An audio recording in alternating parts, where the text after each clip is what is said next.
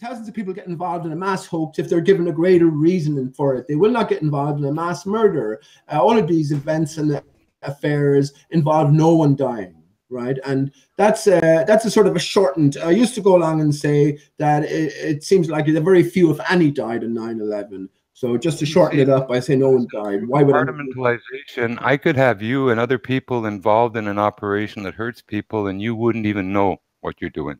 Right. So that's what are the you reality saying? of a big production and stuff like that. So what you're saying is you accept you have a button to push on command, and you're paid for it, and you say, "Okay, it's my time and my turn. I'm pushing this button." So there you go. You could have killed 1,000 people without even knowing it. You don't know. Right. Yeah, so what you're saying is you accept that for the most part it was a staged affair, but someone could have died, so you can't say that no one may have died in 9/11. Okay, yeah, that's right. I know it was a gimmick, a setup with cameras in the right places, agents with cameras like the Naudet brothers. If those weren't little Quebec or CIA little agents, I don't know what are. They're out there with these fire inspectors looking down sewers, smoking cigarettes. Come on. And then all of a sudden a plane goes and they film the towers and it gets like a what do you call it there? Bugs Bunny Roadrunner crash and know, plane wings and an image in it. Come on. It's cartoon all the way. Yeah. Well, it's all Hollywood. But to say that you could set up that big demolition and stuff without forewarning and barricades and all this shit and no one gets hurt? No. Or killed? No. Yeah, of course you can say that, Jim.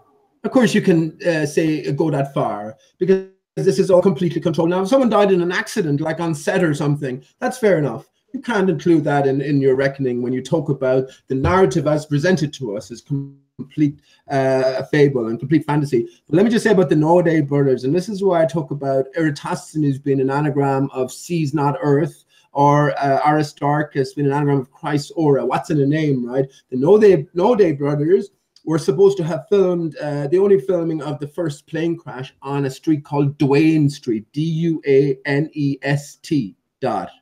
That's an anagram of Naudet, right? What are the chances of that? Well, that's pretty odd. Holy crap, is that odd? And there was a big thing from Quebec going on in New York, a big banner, you know, with Quebec.com, very visible. And then, you know, anyway. So it was a stage set. Explosives were planted. Those buildings were brought down, totally controlled. And I do doubt that there were any airplanes. Period. It just 9/11 was more significant in the symbolism than the literal. And when we think of the upshot of it, we had two towers, right, being unberthed, and one tower coming up in its place. Now, if you look at the design of the new tower, you have many clues there. We have upside down triangles, which represent male and female in a sort of harmonious whole. So there's a greater story being told through 9/11. And I think all of these people, all of the characters, whoever they are, flat earth side or ball earth side, they've all been led into this greater play that is unfolding, and they are willing to take on the roles, and maybe including you. In short, 9/11, a Mossad agent, which is Larry Silverstein, buys up the property, insures it, does elevator work for 6 months after he buys it with Ace Elevator Company, now defunct CIA company, I guess. But they do what they need to do, and less than 6 months later, they're bringing it to the ground. Conspiracy can moving billions out of these exchange companies and just having a heyday. We've been said and led, Jim, of course, and the people who write the narrative will have all layers catered for. So this Jewish, and the Kirchhoffs and the judges, and they all take over, and you know, well, cover it up and then hush it down and make it go away. You know, that's what happened. You know. Anyway. I agree with you about the creator aspect, Jim. And as I say, we were put here, or we came here with consent, and all of this stuff is there to be figured out by us. So I think if we stop where you suggest we stop, you don't progress really. You don't sort of formulate a bigger picture. And in one sense, for me, there's no debate. The Earth is flat, so it's beyond that really. Now, it's the question: is that power play for these people who are keeping it as a ball and people enslaved? and to basically wake up the slaves, like, you know, Moses, let my people go, you know. Yeah. Time for our baller masters to, you know, it's release our those lives, chains. and that's why, this is our lives, and that's why I say if you just get stuck on flat Earth, flat stationary ground beneath your feet, you haven't progressed because that was given to us on a plate. And you have to sit in the driver's seat and put ballers in the bitch seat, and that's what's happening basically here. So that's these are faceless characters. These are faceless characters like Paper Exterminator, Rumpus, absolutely. Cowards, you know, like Bugs Bunny and Yosemite Sam. You might as well be talking to a cartoon character from Looney Tunes. Exactly. It's no different. Exactly. Daffy Duck. It's just silly people. They're programmed on Looney Tunes anyway, so they think like these cartoon characters. They're programmed by them still, so they still see Bugs Bunny throwing a baseball around the world and it coming back with stamps from everywhere. So that's where their minds are at. They got John Cena showing them lasers with a girl leveling it with, you know, eyeball precision. There you go. Then they go back to Barney the dinosaur and Inspector Gadget.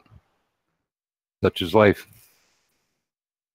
But I'm mostly here to place it and hold out some of the snipers and stuff. So I'm just going to hush a bit and get some other things done. But it's good. It's good. Peace, man. Yeah, take it easy. Well, in that case, I'll take advantage of the quiet spot and I'll just call out Paul Voigt in chat.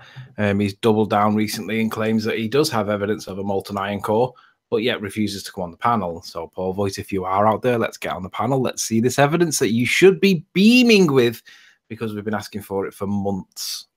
We're not live yet, are we? Yeah, I think so. No, don't think so. I didn't realise that we were off, to be honest. Yeah, I think we're due another one. 15:05, so essentially now. Well, since we're not on, did you read that comment I put in chat about per ardua ad astra, which is the motto of the Royal Air Force? And the phrase comes from Virgil, which is if you look at it in chat, it's very interesting, isn't it? And we're given a chapter and a line as well, which connects to 9/11. Yo. Where you been, bro? You been asleep? Yeah. You need to check the hangout. The first hangout of the day. It was only about 30 minutes long, but it's brilliant. First hangout was 30 minutes long. Yeah, this is the third hangout. So you've missed the first one, which was 30 minutes. You've missed the second one, which was an hour. We're now going into the third one, which is another hour. But the first one is the one that you want to watch. It's fucking excellent. What the hell time did that as well? Start? Can you give us a quick recap? Sean Hufford, GeoStreamer, and Soundly are all the biggest liars, deceivers, contrivers out there, and they've been exposed, demonstrated as liars. They're fucking frauds, mate. Yeah, that I know. You don't have to do much to convince me of that. I've already... No, but when you watch it and you watch how it's presented, there's no doubt they're fucking liars. It's brilliant. It's probably one of my best moments in Flat Earth. Really? But you went into more detail besides the videos you made? Yeah, just watch it. Watch how it's presented, right? Just watch. It's 30 minutes long, but it's definitely the one to watch for today's show. It's cool as fuck. Copy that. Do that. Is Nathan running the intro in now? Is that what he's doing? No idea. Is everybody else? What's going on, fellas? Just trying to see whether he's started or not yet. It's all good over here, Chocolate. What's up, man? He must have gone for a piss or something. Chilling. All good, yeah. Yeah, man. Might be in and out because I might get phone calls, and every time I get phone calls, this thing cuts out completely. So,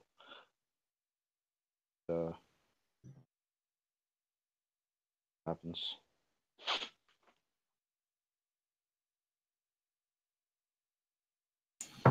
Wow, big panel. Oh, are we live now? No, not yet. 2 minutes. What's up, Nate? Just getting my kids some lunch and getting a cup of coffee.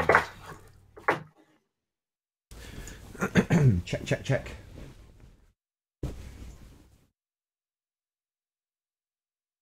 Fuck.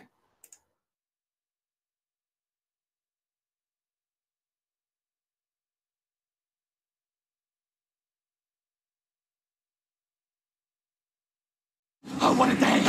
What a lovely day!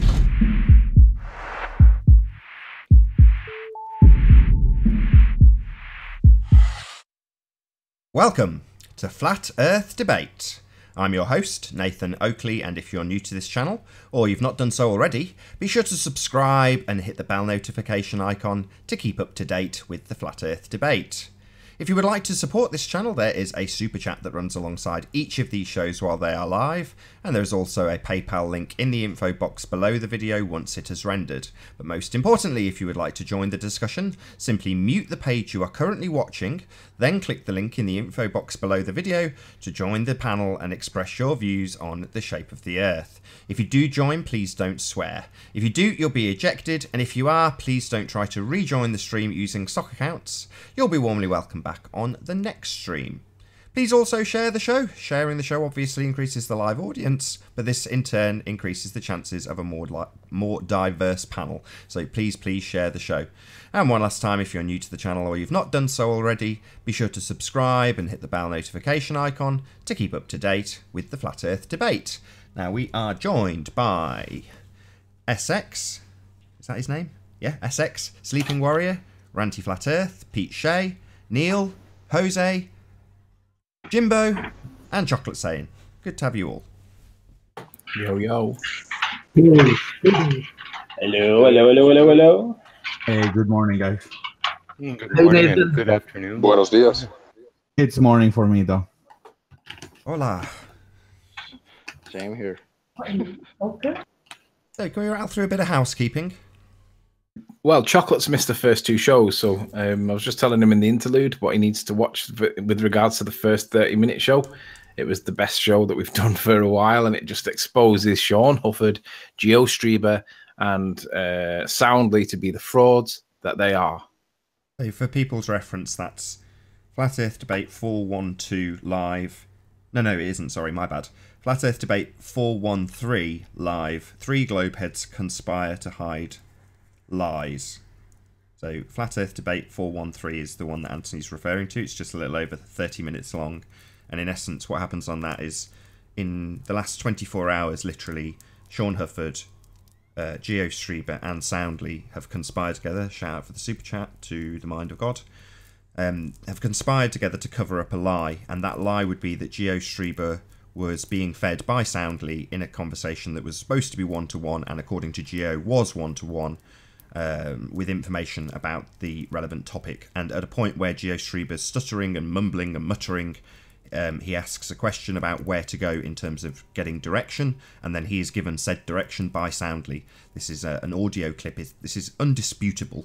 Their claim to try and defend this lie was to say that Anthony was playing a hangout in the background, and that's what the audio's picked up. Complete lies, but in essence, in doing so, Soundly, Sean Hufford, and GeoStreamer have conspired to cover up this lie. And the lie is that they are basically working together to try and defeat their opposition. And when exposed, they've just lied some more. These people are the pits. They are disgusting liars, all of them. Anyway, show 413, if you want to check it out. Make sure you share it wide and far. Indeed, yeah, share it. I mean, these people will undoubtedly remain hanging around, continuing to lie, as they do, accusing others of doing what they are doing, as they have done. And yeah, they need exposing. They have been exposed by Anthony on show 413, and I encourage everybody to watch it and share it, and say these are people that you need to take note of. They're disingenuous liars, and when caught lying, they will just make bigger lies and conspire with others to cover them up. So, Chocolate, that's what you've missed. All right. That's cool. So we're going to do a bit of housekeeping then, Nick. Yeah, of course. Any signs of curvature, gentlemen? None whatsoever. Anybody? Anybody else? Nope. Any evidence for the distance to the sun? Yeah, the distance from the sun, that's one that Jimmy claims that he can sort out. He was trying to add clarity to the situation by reading from a Wikipedia citation in which he added a load of words to do with the distances between the planets that did not appear in the citation, but he claims that he was adding clarity when we've demonstrated that he was deceiving people because he's a liar. He's like Sean, he's like GeoStreamer, and he's also like Soundly. Jimmy is like them, a liar. I mean, the guy that lied about using and owning a P900 and navigating a ship, that guy. And also the guy that lied. What was the other lie that he lied about in the other hangout? He's literally a liar. He's full of lies, just like all the ballers. They all lie, all of them. Is he the one that said he went to space? No, that was Rumpus. No, that was Rumpus. That was one of many of Rumpus's lies. I've been in the interlude between these two shows, these two debates. I've been spamming the chat with the demonstration of Rumpus's lies. Again, you know, called out 3 times, denied it 3 times, told that he'd be labelled the liar. You know, in other words, absolutely making it cast iron. His intent to deceive was apparent. That's what they all are. You know, if caught, they will just club together to cover up the lie. And have their little minions come along saying, "It's you playing audio, Anthony," in the comments. Pathetic beaters that they are. No chance that they'll actually exercise their own discernment in this regard. They just swallow whole what's been dragged out with red herring after red herring from Sean Hufford, because that's what he does. And then literally an embedded confession from Soundly with him saying, "It does sound like me giving him instructions." Yeah, that's because that's what's happening. You obviously are lying about it and trying to cover it up. You're obviously all liars. Hello? Hello. Hello. Sean Huff fraud. I like that. McFly. Geodeceiver. So if I put my lab coat, my white lab coat on, and I say, I'm gonna take my P900, I'm gonna hop in my spaceship, go to space, and measure the distance to the sun, put the P900, zoom into the zone, measure to the zone with a tape measure, and then I come back and I tell you what the distance is. Will you believe me? I got a white lab coat on. No, I won't. Sorry. Okay, sorry. I need to mention too, in one of the George, whatever his name is, films, he mentioned that, you know, as far as, you know, him having a discussion about, you know, distance to the sun and all that, you missed your opportunity to be spoken to and with by this guru, you know, because you blew it. We couldn't give a crap, George. We've exposed you as an outright liar and deceiver. Yeah. You're a person who likes to put other people's jobs at risk. That's the kind of person you are. If you don't want to join while we point out what a disingenuous man you are, that's fine by us. We don't care. But you can if you want to. I'd like to see you join, George, to be honest, because you made a claim yesterday that they use electromagnetic something or other for the distance to the sun. Now, if that is actually true and you can actually teach us something, be my guest. Let's join the panel, and we promise we won't talk about your horrible intentions with regards to a bloke that might have been wrong on the internet. No, he's gonna be like a a little dog that hangs around at the side and comes in for a little snipe here and there, you know, just a bite at your heels. He'll post a video here and there or comment with innuendo and all this garbage, and he won't come here. Okay, unless anyone else has got distance to the sun, I'm happy to move on. Any signs of a self... Go on. Nathan, listen to this. Terry Davis is commenting chat. He says, "Oh, he's just retracted it." He says, "Oh, do you know, I wish it might be on the screen. If it's on the screen, read his comment before he's removed it. It's glorious." Where is it? Let's see. Yeah, no, he's retracted it. Oh, you were so lucky there, Terry Davis. It'll be on the re-up. It'll be on the re-up. I'm sure people will be desperately going back. There's no DVR, so no one's going to see it till this re-renders. But yeah, check out the show once it's rendered in about an hour. He said something like Anthony's accusing everybody of something that he might have done himself. Yeah, the point is I haven't done it, though. Yeah, I might have done it, but I haven't done it, and that's the point. And then he's thought about it, and then he's removed it just as I jumped on it, and I was like, damn. Little worm, Terry Davis. Okay, any signs of a self-perpetuating molten iron core at the centre of a presupposed spherical Earth, gentlemen? Negative. No. Paul Voigt claims that he has got it, but to this date, months later, still waiting for it. So, Paul Voigt, if you are out there, bring it on. If you've actually got evidence that we can learn from, why would you not present this evidence for the whole of the flat Earth world to see? We are not deserving. We do have an Fe core. Fe is the chemical symbol for iron, of course. Oh, God, not you as well. You're just like bloody Ranty. I'm sure I qualified that perfectly. At the centre of a presupposed spherical Earth. That's what I said. I've got to put these bloody clarifications in so that people like Ranty don't go, oh, axial rotation of a car. Talking of axial rotation, any signs of that, gentlemen? It's Earth-based, Earth-based. Any signs of axial rotation of an Earth-based variety at the centre of presupposed spherical Earth, of Not a course? chance. Nope. And nope. Nope. Anybody else? No? Nope. Gaps on the panel? Anybody from the audience? Anybody at all? About gravity? Flat and stationary. Gravity. No, there's absolutely no evidence whatsoever of gravity, despite people thinking that they might be feeling it when they lift their arm up. There is zero evidence that there is an additional force to the weight of the arm itself. Hello, Apollo 16. How you doing? Good to have you. Can you hear us? Hey, what's up? Not much. Sky, clouds, sun, usual stuff. So what can we do for you, Apollo? Have you got something that you can share with us to help us on our quest to find the sphericity of the Earth? Well, not necessarily, but I did send a message to Nathan's YouTube channel with my alternate account, NL Gamer, and I talked about some of the NASA tape stuff I've been working on, and he said he was looking forward to it. So I'd like to, if he allows me, I'd like to just give a small presentation on one thing. By all means. Okay, so I will be sharing my screen for this. Yeah, just so before you do though, sorry, I'll just very rapidly, I'll just round out the housekeeping. So, any signs of Bill Miller? Don't you mean Brian Muller? No. I have no idea who that is. I don't know him. Never heard about him. No, Bill Miller's a unicorn. There's no evidence that Bill Miller even existed. He's a bit like Aristarchus. Last but not least, any signs of the presupposition itself, radius? Any scientific evidence of R, gentlemen? None. And and there's no evidence that Venus is the same size as Earth either, for the purposes of calculating the distance to the sun. And people of Earth in chat says lunar libration makes no sense on a flat Earth. That is not true. Check Nathan's channel out. You will find a video that demonstrates how lunar libration can be demonstrated on a flat plane. It goes back a few months, but nonetheless, it is there.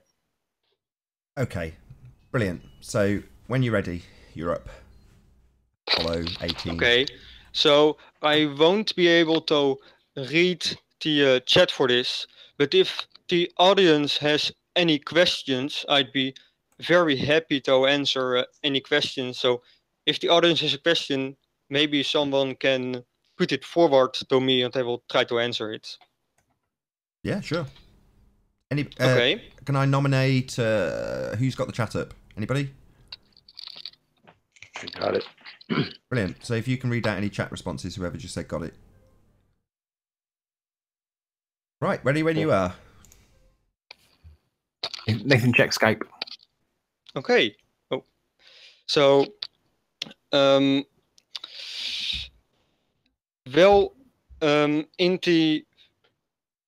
in the old days, before large capacity hard drives and disk drives, the main way to store large and access large amount of information was done with computer tapes, like you see here.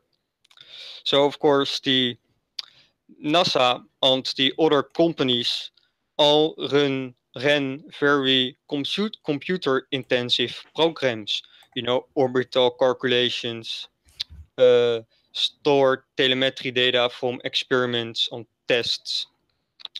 So they used these kind of tapes to store the information. The information was stored magnetically, of course, on tape. So this is a photo of one of my NASA computer tapes. You can see the individual magnetic tracks right here. This one has 9 tracks or 7. 1, 2, 3, 4, 5, 6, 7, 8, 9. So this one has 9 tracks. There were also 7 track tapes. So on eBay, I've acquired several of these NASA computer tapes, and I can't read them myself, and I don't have the expertise to process the data. So I have sent them to a data recovery company, so they can try and read these old NASA tapes from the 70s in this case. So the first thing that happens is they, believe it or not, they bake the tape in an oven, though, because the material that binds the tape to the base actually takes up moisture and becomes sticky. And if you were to try to play one of those sticky tapes, it becomes like a paste. It destroys itself and possibly the tape machine.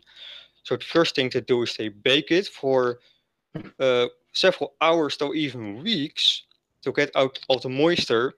Then it's put into a special cleaning machine to clean off any dirt and foreign materials that have accumulated on the tape surface that could possibly destroy the tape and destroy the read heads.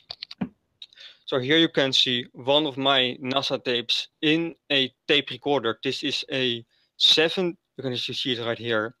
This is a 7-track tape that was used for the Apollo 16 mission, actually in preparation. Now, how do I know this was used in preparation for the Apollo 16 mission? Right here it says SA511, and this is the designation for the Saturn V that was used for the Apollo 16 mission. What you can see right here, this is a 200 bits per inch tape. And just a fun fact, this tape right here holds 2 megabytes of data. Incredible, isn't it, how far we have come 2 meg? in computer. 2 meg of Yes. data, that's it? That's it. How long's the tape? It's, I think, 2,400 feet. 2 meg, unreal. Okay. Okay. And you can see right here, TOW MSFC, which stands for the Marshall Space Flight Center. So there is a building number and even a name, but I don't know the who, but I know the building and the. So we know where it went to, and we also have a number here. Anything else on this? Oh, it says here original, so this might be an original tape.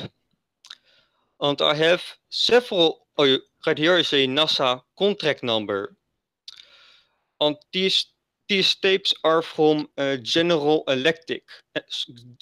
Sorry, let me rephrase. These tapes are from General Electric, which was one of NASA's main contractors for circuits and basically everything with electricity. You know, General Electric is a electricity company. This is the date, 1972, I think. I'm not sure how to pronounce dates in English, but I think that's correct. So we were able to read this tape from 1972, and first we have a log of well, this is not actually on the tape, this is just metadata that is added to the archive. So we have everything that's on the label has been written here, because when you build an archive, it is keeping metadata on each object is just as important on the data itself, because if you don't archive everything, then you won't be able to know what's on it when the object gets destroyed. So right here, we have the actual data on the tape. Now, this tape was written with an IBM mainframe. And the format is of course incompatible with today's computers, but we are able to convert the IBM format to a text format that we can read with modern computers. So here we have the text that's on the tape. We have a revision. So there has been several revisions of the data. We have a date of the revision. Oh, ignore this. This is error. There were some read errors on the tape. Only a few actually, which I think is pretty good from for seasonal tape. But here we have SIC, which is a Saturn V stage. We have several. We have thrust chamber. So this appears to be some kind of explanation on what's going on at that time. Well, let me clarify. Actually, remove that because we don't actually know what this was used for. I haven't emailed NASA about this. Here we have IVB, which is another Saturn V stage. So what this means is that this tape had something to do with the Saturn V rocket. Here we have IU, which is the instrument unit. For the Saturn V, we have NAV. So common sense, this must be something with the navigation. Here we have, if I can get it. Oh, here we have, there's so much. Here we have LOX, which has something to do with the rocket fuel. We have pre-launch. Now, one thing I've noticed is that a lot of times you see on and you see off. You see on, you see off. So I've talked with somebody else about this that has read tapes for NASA before. And we both think that this is a list of connectors used to build the control panels at mission control and launch control. Because the control panels at mission control and launch control were controlled by a computer. And this computer, of course, needed to have a list of inputs and outputs. It needed to have a list of the switches, the connectors, the lights that would go on when something was wrong or a button was pressed. So what we think this is, don't quote me on this because this is just speculation. We think this is a list of connectors that was used by the computer, was loaded into the computer, so it knew where everything from mission control was coming from and would go to. This is another Saturn V stage, and here we have all engines thrust OK on. So perhaps there was a button somewhere that would light up if the engine thrust was okay, and the computer would just look at this data and knew which where to send the signal to light up. So that's how far we have gotten right now. I haven't emailed NASA or anything to possibly know what this really is. Can I ask a question? Sure, of course. Is this a tape that you own, or have you got it on hire or loaned from somewhere? I own this. I bought this about 2 or 3 months ago from eBay, and I own it now. And I would guess in a month it should be shipped to me from the people that are recovering. Well, have recovered the tape, but I own it. Yes, it's my tape. So what is it? Did you buy this for a particular reason, or are you presenting this for a particular reason? Because I'm just trying to work out where you're heading with it. I was just Well, I'm a computer nerd and I love retro computers. I have like a 286 and an 888 and a 486 standing next to me right now. The 486 is actually playing something. So also, so I always want to have one of these old big computer tapes just as a relic, just as a souvenir. And so that's one reason. The other reason is that I really enjoy looking at all this NASA stuff, and especially the Apollo program. And I wanted to see if I could recover data from one of these old NASA tapes, just to see what's on it. Maybe we would find something, special, or or historically significant. You just never know. It's also the mystery around everything. And they have about 4 of these tapes, by the way, all of which have been digitized and can be read. I mean, great. If you get something juicy, be sure to let us know. Yeah, is there anything juicy in it? No, unfortunately, it doesn't say like your face. It doesn't have any whistleblower clues, unfortunately. So I've got a question about the the use of this particular reel. So I've seen enough 80s movies to know what a mainframe computer looks like and how it operates in general terms. But this is a massive, massive computer, and you're saying that the entries on this piece of tape show various different instruments in the rocket being turned off or on, or indicator lights being turned off or on. Are you suggesting that the mainframe computer was physically controlling aspects of that rocket as it was travelling by way of this 2 meg of information being transmitted up to the rocket? What I'm saying is, what was the practical application of this data on that tape? Well, you have to remember this is all just speculation. We don't actually. We're just speculating on this. I'm saying that, and I do see several problems with this, but it is the best thing we can come up with.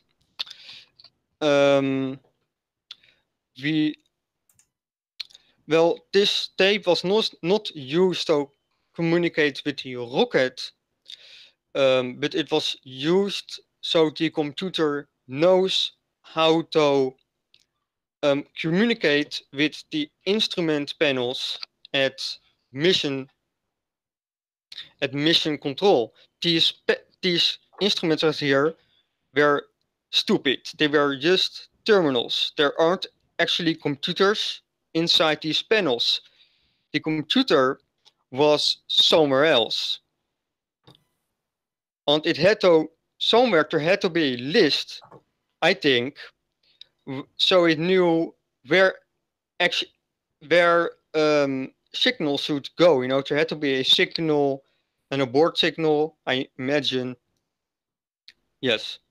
But could it not equally be said that this mainframe computer, this reel of tape, could literally just be telling a panel in front of an operator to do various things at various times? So turn this light on at this time, turn that light on at that time, as opposed to what you're interpreting it, which is it actually has some element of control over a system. It may not. It may just have controls over lights on a light panel. It doesn't have control. It tells the computer where the inputs and outputs are of the instrument panels. It doesn't actually control the computer. Sure, so what you're saying is it's relaying the information on the rocket to the control panel.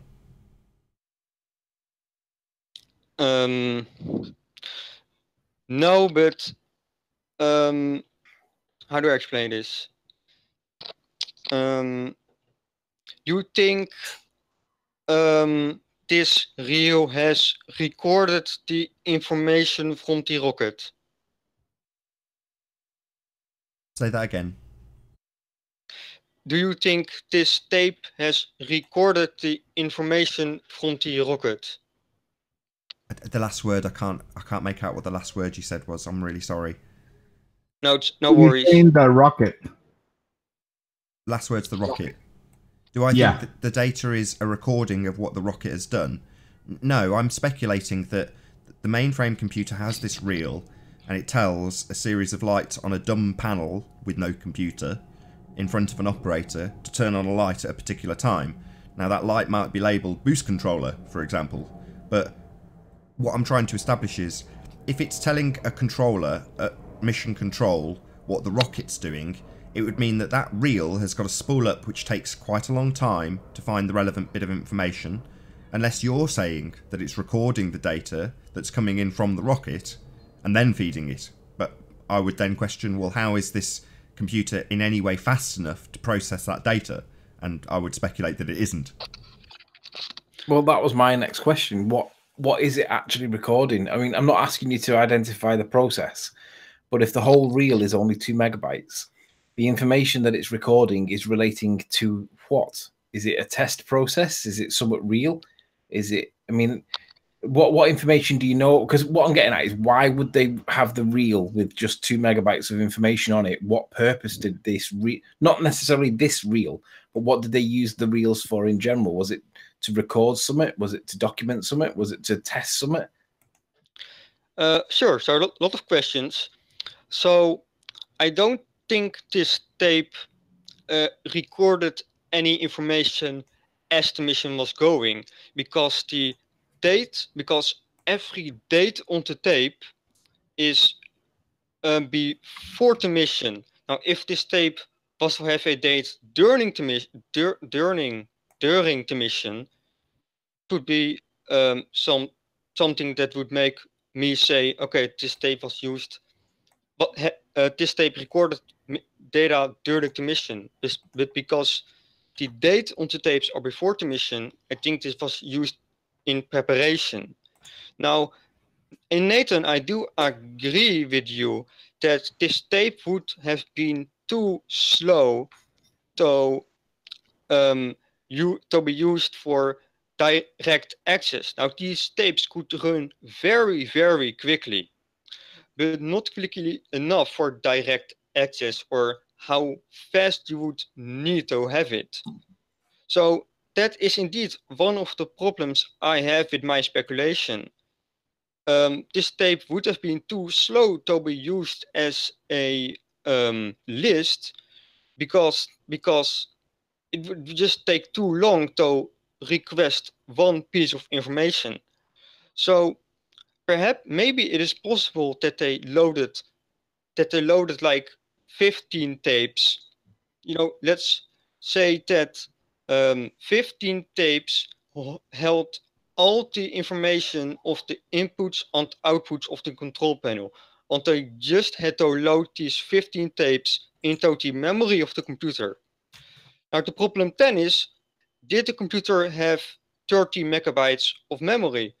I'm not sure, and that is one of the problems I have with my speculation. Well, the answer is no. But they did have, I think this is casting my computer knowledge back a very long time, but I think it was called push-pull memory, something along those lines. And again, it just slowed the whole process down, but did give you more memory where memory wasn't easy and cheap to get like it is now, where you can get gigabytes of the stuff for a few pounds or a few dollars. So I don't think so. You know, again, it brings me back to my original speculation. Could it be the case that this is literally just a series of commands to tell a series of lights on a panel to turn on and off at the appropriate time? You know, that would be my speculation, but what do I know? It might be. I would have to look a bit closer at it, but I don't think so, because the data doesn't seem to be in chronological order, in what you would expect. Well, of course, if this held that kind of data, are you saying that this tape was basically played and just made the instrument panel light up in a sequence? Like yeah, it was, I think so. And in terms of it not being in chronological order, well, it wouldn't be, in the same way as a hard drive wouldn't be keeping data in chronological order. As you sorted out the program and started to actually tell it what to do at what time, you might make amendments and changes, and it might put it in different places of the tape. But presumably these tapes, like, because they're carrying data, it presumably be analog data, right? Digital data. So it's got to have a table of contents then. So at the beginning of the tape or somewhere in that tape, there will be a table of contents that will tell. No, there won't be. No table right here. Sorry. Oh, my Siri's going absolutely nuts for some reason. This is the actual beginning of the tape. So this is nonsense. This is a read error. But this is the actual, in inches. In like length, this is the actual beginning of the tape. So there's no table that tells it like button 1 is at block 15, for example. Okay, so my bad. I was wrong. Okay, fair enough. I can see that just from what you're showing me. Yes. Okay, fine. There's no table of contents. So you're saying that it has to run chronologically then off the tape?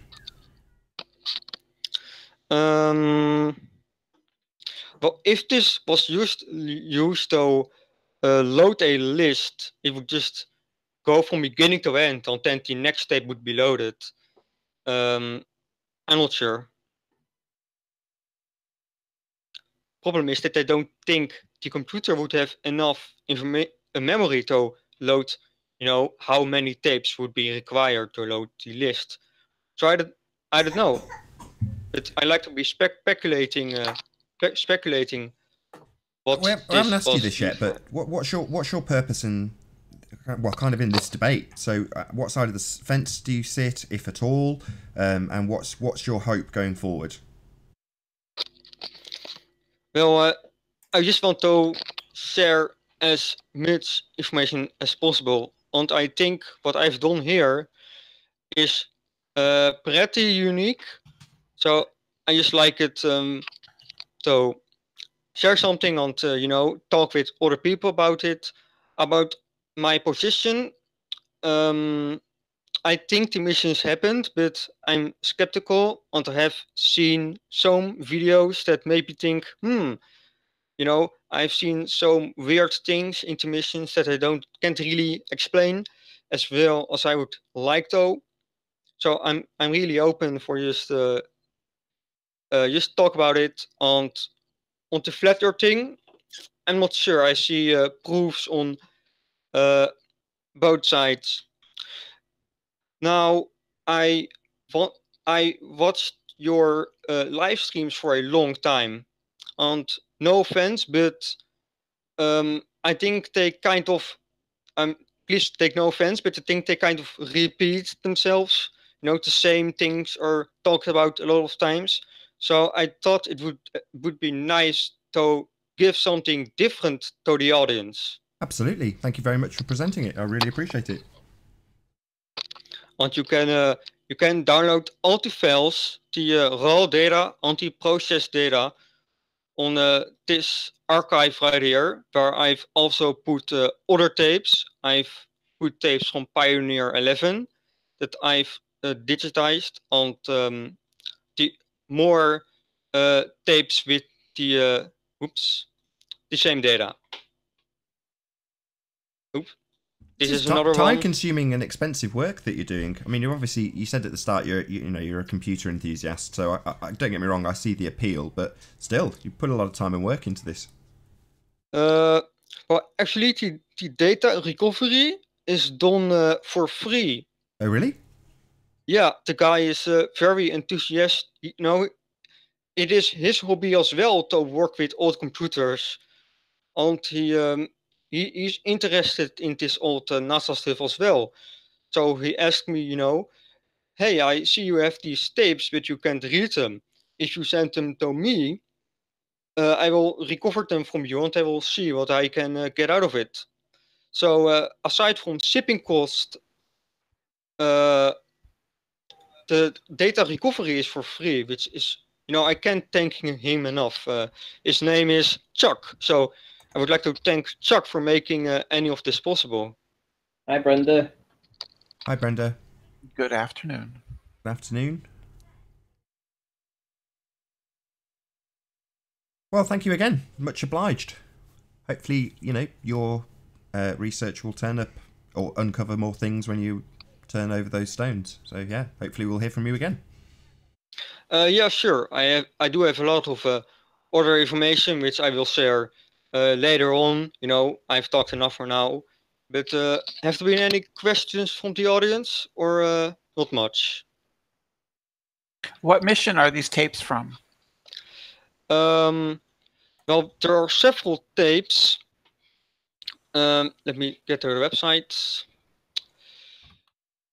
This one, 1179, is from Apollo 6. Was used for Apollo 16, I think. Again, these tapes have dates on them before the mission, so they were used in preparation, or for something. This one was used for Apollo 16. Hello. These ones are used for Skylab missions. I think one is from Skylab 3, and one is from Skylab 4. I'm not exactly sure, but the Skylab missions. Do you know if these are backup copies or not? Because they routinely made backup copies just to secure the data. Yes, well, these tapes are from General Electric. So they were sent from a NASA contractor. They were shipped from a NASA contractor to NASA for whatever reason. I guess NASA wanted to, check something. And it says right here on the Apollo 16 tape, original A. So this makes me think this is an original tape.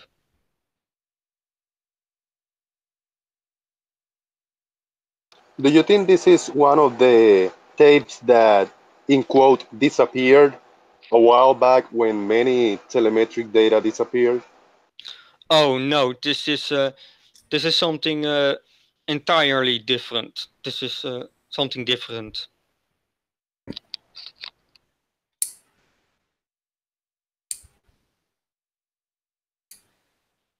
Oh, right here it says a date.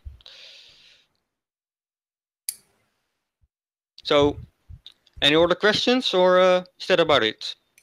Nah, not from the chat either. I've been paying attention to it. What process did you use to extract the data? Did you have to mount it in an old tape reader? Yes, the first thing that was done is the tapes were baked in an oven to remove all the moisture inside the tape. Then they were put in a special tape cleaning machine that cleaned the entire tape. Then they were put inside a tape recorder, and the raw data was put in a image file. If you ever use the ISO disk format, that's kind of comparable. This image format is used by most computer emulators. For example, and several computer museums use this format to read and write tape. So this is a widely used format in old computers, old mainframes. So we basically read the tape in a normal tape recorder, and we put the data in an image file, and then we process this data into a ASCII file, so you can read it on modern computers. Because the actual data on the tape is IBM text, big dick data. How is the data stored? Is it like a tab delimited file? Just curious. To be fair, I don't actually know exactly how this file format works, but it uses the SIMH format, which is a well documented image format that is used by most mainframe emulators on computer museums. So if you have any questions, the best thing to do would be to ask them, because I don't actually really know how this format works. Fine. I think it really just stores the raw binary data in let me see here. You know, it says right here block 11047. So this is the image format saying, so this is a position on the physical tape, and so it gives a position, and this is the raw binary, and then it gives a line of raw binary data. So it's very simple. It's just tape position, data read from that tape position, and then tape position. Okay. It's very simple. What do you think is the lifetime of a magnetic tape as far as storing the data before it just corrupts? It depends. It depends a lot on storage conditions. But if these tapes are stored properly, they can actually you can read tapes made in the 50s if they are stored properly. Of course, the older the tape gets, the the harder it's going to get to recover data. I just point out a curiosity that the tape number is 314.2. If we move the decimal place decimal point 2 places to the left, we have 3.142, which is pi, of course. And Brenda's avatar here features a pi with the symbol pi, which is 3.142 in it as well. Just a curiosity. Tape number. The tape number is 1179. Well, yeah. Well, on that red tag there, yeah, whatever that number is. On the red tag, you have the prominent number 314.2. Oh yeah. Yeah. Switch action number. Yeah. Weird how there are two different labeling. 314 and 1179. But whatever. Okay. Now, on magnetic tapes and storing magnetic data and their freshness dates, they're very poor material for storing data. Anyone who ever had a cassette player or an 8-track tape player or any dealing with tape archives knows how unreliable, how prone they are to age, to deterioration, to all kinds of things. And to think, oh, if they were, depends on how they were stored, they handled all their stuff like garbage. So let's face it. No, the magnetic tape, no. From years and years back, they don't exist anymore hardly. You had cassette tapes, and when they got to the end of the spool, they'd tighten up. They'd start sticking and stuff. People bang their tapes to get them, loosened a bit or rewind them with the pencil. If you want to say, and besides, the data, you can create data, you can pull it right out of your wazoo. Means nothing anyway. I don't know where you're going with the data tape that might have been well preserved or not, and this date and these letters and these numbers. It's just smoke and mirrors. It's hokum. You are correct. Tapes do age with time. That is why, for example, we have to bake the tape and we have to clean it, and we do indeed get reading errors. Some tapes. Many of these tapes are on an acetate base, cellulose acetate. It deteriorates. It becomes brittle. There's no saving it. The tape is mylar, not acetose. Acetose was used. You can assure that in every instance. Yeah, a lot of it was mylar and it's still not a very good substrata. And the actual oxide and iron oxide used as the metallic domains that register the data, very unstable. They deteriorate. They weaken over time. Any magnet just sitting around weakens over time.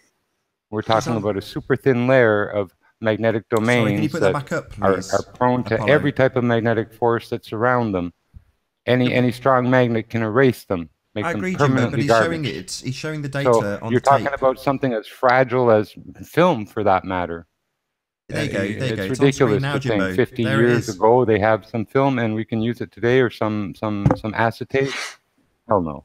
Acetate was used. Acetate is the Okay, stuff that. well, mylar and a tiny film of oxide stuck to a tape. It's ridiculous. It's preposterous. Well, there are even bacteria Hey, was not was. that develop How you that doing? eat these things. Well, Ridiculous. I've got some. I've got like 50 audio tapes from the 60s that are still playable. With I've got audio tapes from the 60s that are still playable, so it is possible.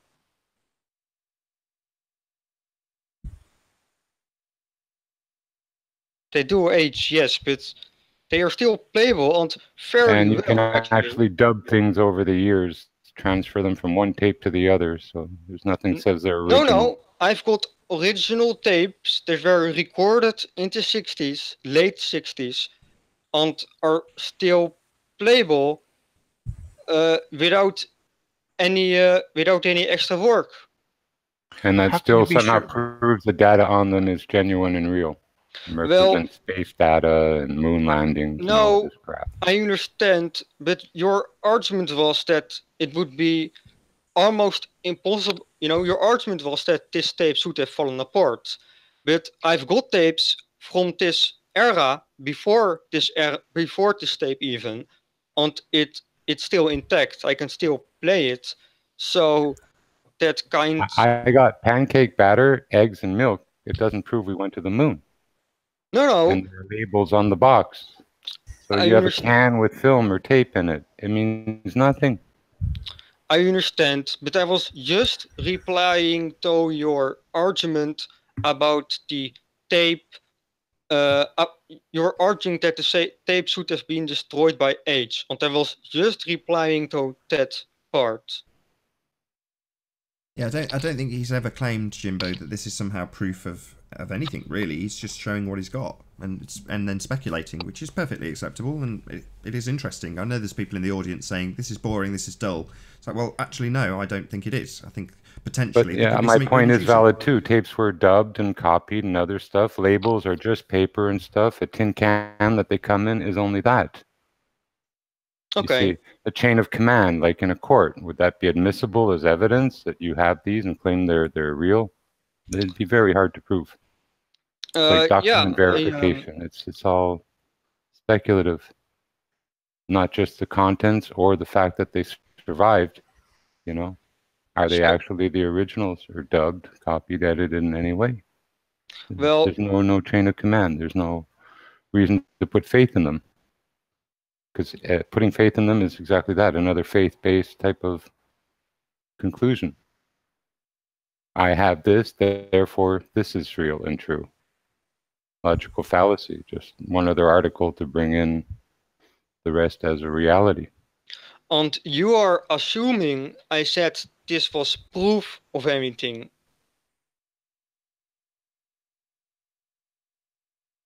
And I have already replied to your argument about the tapes aging, so they couldn't have been read anymore. Or at least that is what I pulled from your argument.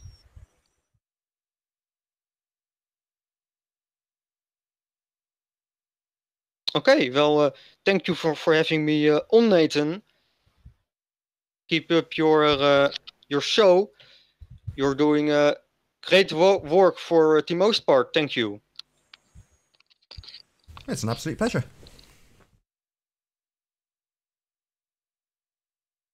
Anything else anybody wants to add before we round out shortly? We have actually got about 5 minutes left if there wasn't anything else that somebody wanted to cover. Could you sum up what his point was, what he was trying to prove with these tapes and labels and data? He wasn't. He was just presenting it as an interesting folly. Okay. He's presenting it as an interesting folly because obviously it's a NASA tape that's associated with NASA, and that's very much at the heart of some of the conversations we have.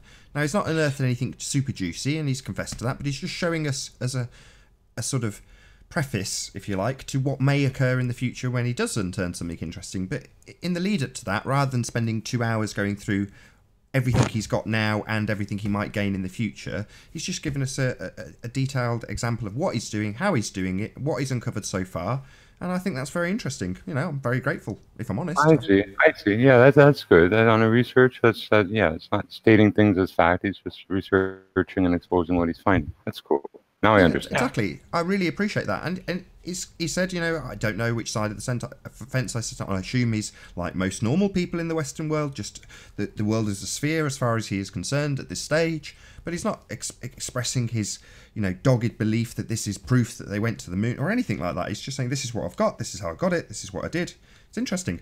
I think it is. It's mission record. It's mission record data. The craft would radio back to Earth and send as a record all the events that happen on board. I don't think this is mission record data because the tapes. Yeah. So for this tapes was from General Electric, sent to NASA, I guess for some investigation. The dates on the tapes are before the mission actually happened. And there are several revisions on the tape. So I think it was used for something in preparation for the mission. But I don't know what. I really should email NASA about this. Maybe they can check their archives. Who knows? Oh, so this was pre-mission stuff. Is this a record of events that are actually occurring on board the spacecraft? No, it aren't. I don't think it are actual events because the dates are before the missions. Well, maybe a test of that system? It could be. Again, we don't know. Because that was the purpose of recording the data is in case anything goes wrong, then they can look at the data they've stored at NASA and then reconstruct what happened and figure out what went wrong. And that was the whole purpose of recording all that stuff. I guess it could be, but for starters, I guess the tape specifies that it had something to do with the Saturn V rocket for Apollo 16, and the dates are before that. Now I don't see why they would need to give up the rocket and the mission if it was mission data that was being investigated. It would have said Apollo 15 or 11. Sorry, Apollo 15. It would have said something that already happened, but not something that was that they were working on. So I don't think it is an investigation in mission data. Oh, okay. It could certainly. So do you have? Sorry, I'm sorry. Did you have any idea of what the purpose of the tapes are at all? I've talked with the guy that recovered the tapes for me, and we either think it is a list of parts that needed to be ordered or something, or just a list of parts that were needed for something, or we think it is a list of inputs and outputs. Inputs and outputs that were used by the mission control computer to run the control panels, but we aren't exactly sure. Okay.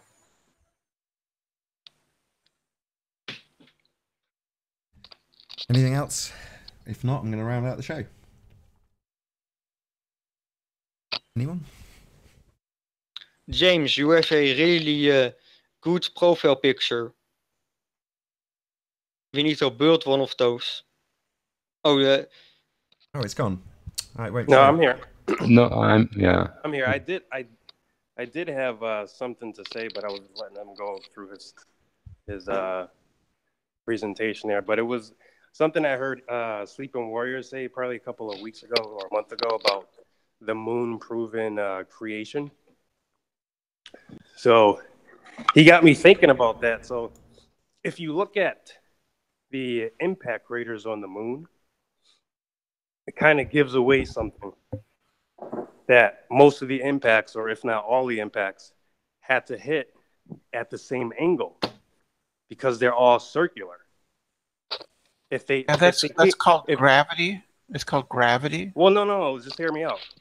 If they all hit, if one hits at 90 degrees perpendicular to the surface, and then one hits at 45, it's gonna leave a different shape in the ground. Yeah. Right.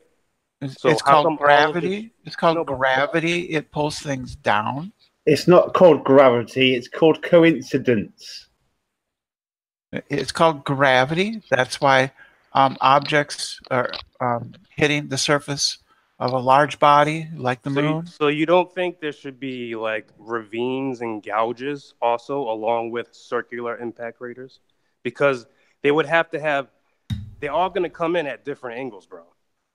No matter what you say, gravity, it's it a pulls sphere things down. The object is a sphere, right? So it's all Right. nothing's Down. gonna come in and hit. Can you stop repeating the same thing Down is 5 towards times, the Brenda? center. Brenda, It's called right, Brenda. No, if but you're going to add something to the discussion, add something. That's fine if you interrupt somebody by adding something new. But repeating the same thing 5 times, 6 times, 7 times over the top of somebody, please don't do that. Problem is the moon is facing the Earth. That's the another Earth would problem. be between the Why is that a- 90-degree why is- impact. The meteors should be hitting Earth instead of the moon at 90 degrees. They have to Right, come no, I through the agree Earth with at the that. moon's face 40,000 at miles 90 away? degrees. It's 240,000 miles away. That isn't a problem. In a No, but vertical line, I don't it think is. you're. A Okay, can horizontal I line, try it and is. explain it as if we were to do it in an experiment? Okay, say you got 10 people standing in a circle with rocks, okay? And you have a ball with a string hanging down in the middle and between them, and they all have 10 rocks. And they're all throwing these rocks at different angles. Do you think they're all going to have circles when they impact? No. They're not Yeah, gonna have, because they're not all going to be circles. Because the ball that they're aiming at has a strong gravitational field and pulls any object close to it towards its center. Oh, so I by don't that think standard, I don't think you get what I'm. the moon should be pulled towards Earth then, right? The moon has a gravitational pull on it from the Earth, which is bigger. And if you're saying that all objects should be pulled towards that, why isn't the moon pulled towards Earth? It is pulled towards Earth. Sorry, what's your scientific evidence for gravity, Brenda? Direct observation. Sorry, the word I used was scientific. Yes. Sorry, can I very quickly intervene? Because I've put a link to the tape archive in the chat. Nathan, is it possible you can put it somewhere in your video or your description so people who are interested in viewing the files themselves can find it? Is that possible?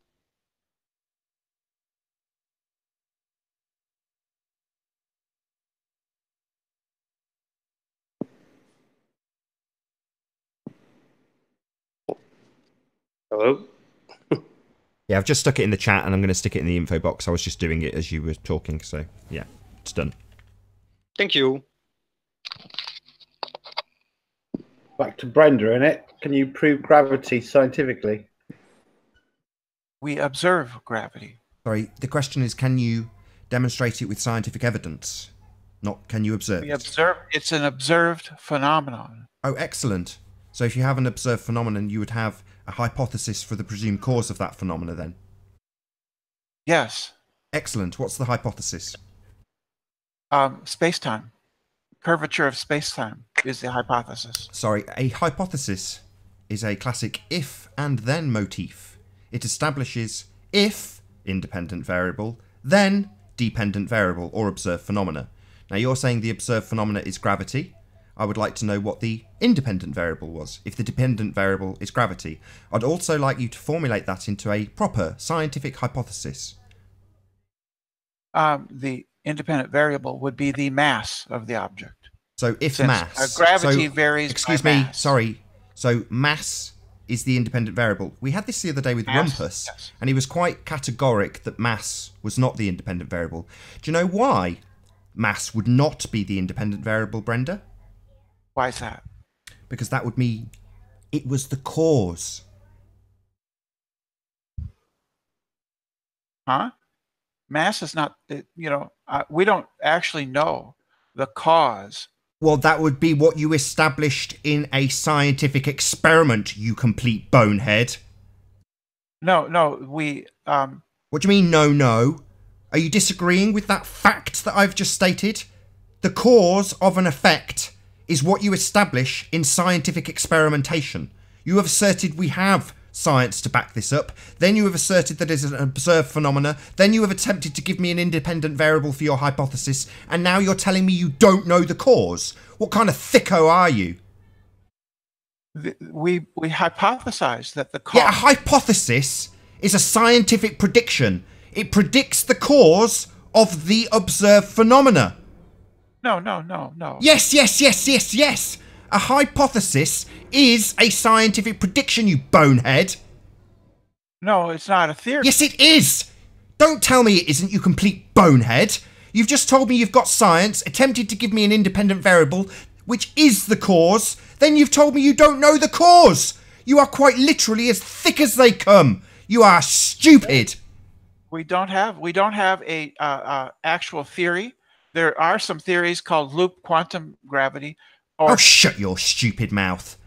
I'm not asking for a theory. If it was a scientific theory, it would be backed by scientific experimentation. That would be a scientific theory, as opposed to bullshit words coming out of an idiot's mouth, which is all you're giving us. So, I'll ask you again. Shut up. I'll ask you again. What is your scientific evidence for gravity? We make observations that... That's not scientific evidence, you complete bonehead. How many times do I have to say it? Scientific evidence, please, Brenda. We conduct experiments. Excellent. An experiment is the expression of a hypothesis. Your hypothesis being, if mass, then gravity. No, that's not it. I asked you quite explicitly what your independent variable was, and you answered mass. So mass is your cause here. You don't have an observed phenomena, otherwise you'd be able to show it. You don't have a cause, as you correctly pointed out. You don't have science because you don't have observed phenomena, you don't have dependent variable, and you don't know the cause. If you did, you'd be able to formulate it into a scientific hypothesis. You can just with a talk null over me, but... and an alternate hypothesis. I'm not talking over you, I'm talking. Okay, Brenda? That means you shut up and listen while I educate you on the scientific method, which you have admirably demonstrated on multiple occasions you have not got the slightest clue about. Well, let me explain the scientific method to you. You don't need to explain the scientific method to me. I understand it, you bonehead. If you understood it, you wouldn't say in the same breath that your cause was mass and then simultaneously declare that you don't know the cause. That's because you are stupid.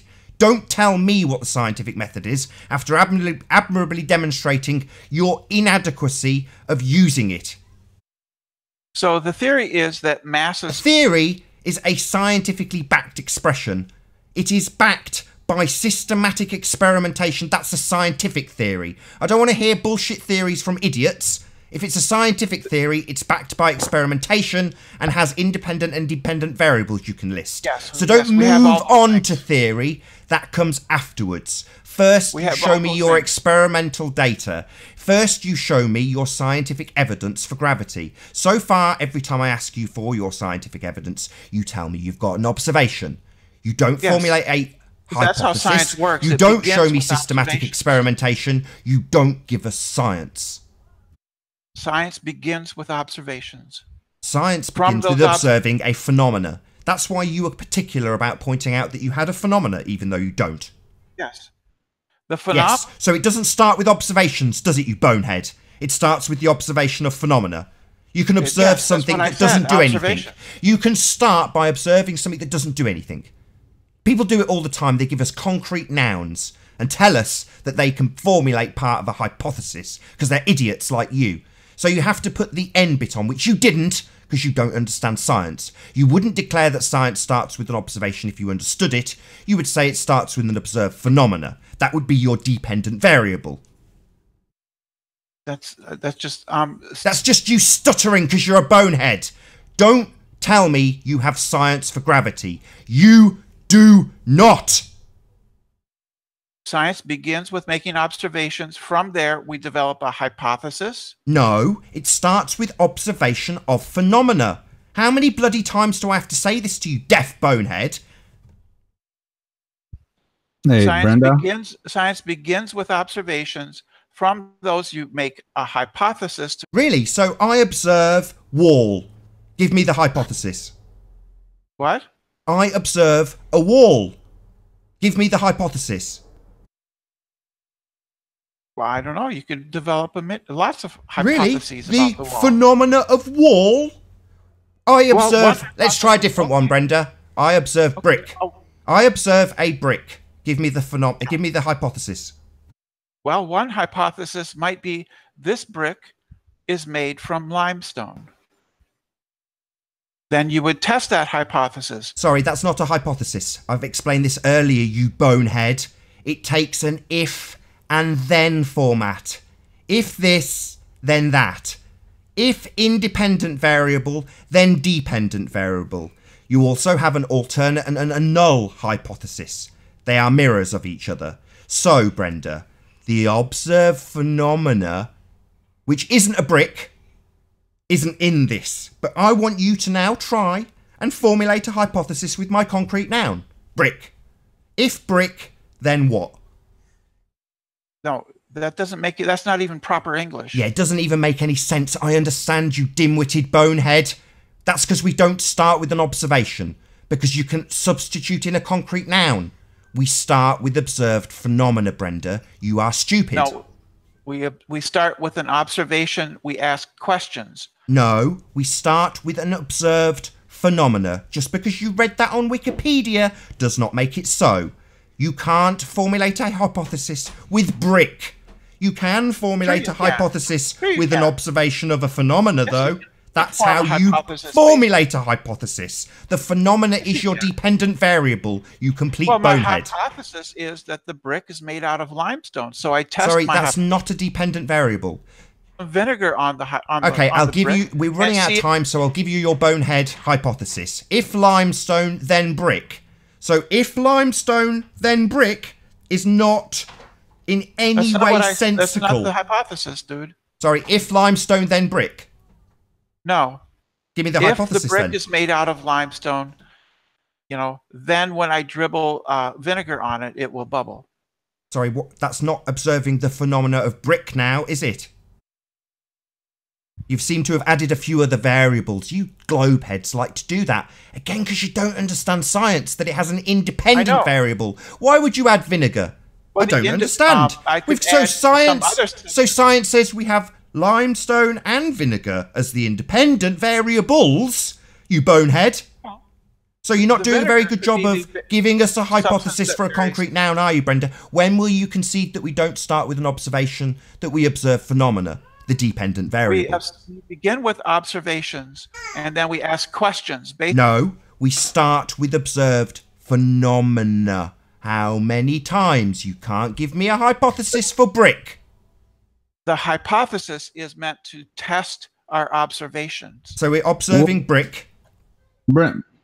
Hold on. We're observing brick. Let's hear the hypothesis, both the null and the alternate. If dribble on brick, then bubbles. Made out of limestone. Sorry. Give me the hypothesis in full, alternate, and null format for the hypothesis of brick. You bonehead. So I observe a brick. I look at it. I observe that it appears to resemble limestone. That's not a hypothesis. Do you understand what a hypothesis is? For the third time, it takes an if and then arrangement. If this, then that. The observed phenomena is your dependent variable. Okay, Brenda. Phenomenon would be the phenomenal. The observed phenomenon. Oh, sorry. You're now saying the observed phenomena. Are you now conceding that we don't start with an observation, Brenda? We start with observations. No, what so I just you can said. give me a hypothesis for brick then. What are you talking about? If we start with observation, you can put a concrete noun afterwards. So, in this instance, if we're just observing things, I'm observing a brick. Give me the hypothesis. Yes, my hypothesis is the brick is made out of limestone. No, the dependent variable is the thing you observe, the phenomena. So your statement needs to end in then brick. Why? Hold on. Why would you need the brick to be a limestone? And that's why you guys are missing the whole point. Is why do you need gravity? Why did you need? Sorry, I just want a hypothesis that Brenda doesn't understand, because if she did, she wouldn't need it explaining 10 times. That it will take an if and then arrangement. The then being the dependent variable, the thing you observe, that would be brick. So I need to know if what, then brick. Take your time, Anybody bonehead. here? No, Or not you, Brenda. The chat team, Not Brenda you. is going to learn the scientific method No, anytime. Jose. I'm telling Jose. you what the scientific method Jose, I actually want is. Someday Brenda to maybe give me you'll the learn it. hypothesis for brick. What? Give me the hypothesis for brick. How many times? This concrete noun, brick, I want you to give me the hypothesis. It will end in then brick. The brick is made out of limestone. That's It my will start with if, independent variable, and end in then, the dependent variable, in this case brick. So if, what, then brick. Then you can give me the null. If the brick is made out of limestone. So your independent variable is limestone. So if limestone, then brick. No. No, correct, Brenda. That's a nonsensical hypothesis. You are, as asserted, a total bonehead who has not the slightest idea about what science is. If you did, you wouldn't declare that it starts with an observation, because it doesn't. The observation is of a phenomena, which you are trying to cause with your independent variable, and nothing will ever cause brick. Limestone can cause. Limestone does not cause brick, bonehead. Well, if it's made out of limestone. Oh, you so can there's say more than that one limestone variable. is the material Sorry, Brenda. cause. So there's more than one variable involved in brick. It could be limestone. Sorry, is would there be more the than one material variable then, following- Brenda? So following we have Aristotle- more than one following Aristotle's- variable, Brenda. More than one. So not an independent one. So you can't give me the single sole cause of brick then? Wow. Could it be because we don't start by observing things and we start, while you talk all over me, we start with observation of phenomena? You're going to concede this, Brenda, or not? Or are you going to continue trying to formulate hypothesis from concrete nouns like a total bonehead? I'm agreeing with you. We start with an observation. We ask questions. No, we don't start with an observation, because if we did, you'd be able to qualify it by giving me a hypothesis for the cause of brick. I'm not hypothesizing that of the cause of the brick. Yes, that's what science does! You are so stupid, it makes me sick. You are possibly the most stupid person on the panel at the moment. That could be... I know. I know you're stupid. You think you can give me a scientific hypothesis for a concrete noun? You're dumb! So we observe the brick. I hypothesize it's made from a particular material. And then on that, based on that... Not and then. If and then. Just one independent variable, Brenda. How many bloody times do I have to boil this down for you, you bonehead? So the way the scientific method works is you make observations. No, you do not. Ask yourself No, you do not. You start with an observed phenomena. Why won't you concede this, Brenda, that you cannot do it if you only have a concrete noun like brick or wall? Well, I could hypothesize the wall is made out of limestone. Yeah, but that's not establishing the cause. Science isn't establishing how things get made. It establishes the cause of the effect. So what's your cause of wall? You complete bonehead. I'm tired of this. I'm absolutely sick of Brenda. She's thick as they come. And with that, I'm going to say first and foremost a huge, massive, enormous thank you to all of the live audience for tuning in and hopefully sharing this debate. And of course, a massive thank you to all of the debating panel, including Brenda the Bonehead, for making this debate possible. If you like the show, then you know exactly what to do. But if you disliked it, add to the many, many dislikes on this show and hit that dislike button. I've been Nathan Oakley, and I'll see you all in the next video. Oh, what a day! What a lovely day!